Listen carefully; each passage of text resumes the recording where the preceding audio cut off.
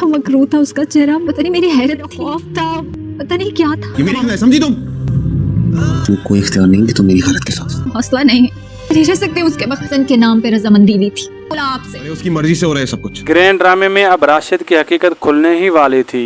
अब वो अपने झूठे और प्यार से निम्रा को अब वो फिर बेवकूफ बना रहा है और निम्रा है कि उन सब की बातों में आ ही जा रही है, उसका कोई कसूर भी नहीं और उसकी सास जादू टोने कर करके उसके अपने पास उसे कर रही है। एक ना एक दिन तो हकीकत खुल ही जाएगी, तब राशिद और उसकी माँ का बहुत ही बुरा अंजाम होगा। तो वो लोग यही डिजर्व करती हैं जो निम्रा से बदले के बारे में सोच रहा है, इस निम्रा से माफी मांगेगा और फिर इसी का साथ देगा। आप लोगों को ड्रामा कैसा लग रहा है, किसकी एक्टिंग अच्छी लग रही है, कीमती राय कमेंट बॉक्स में दें। वीडियो अच्छी लगी तो लाइक करें, शेयर करें, चैनल को लाजमी सब्सक्राइब करें। अल्लाह हाफिज।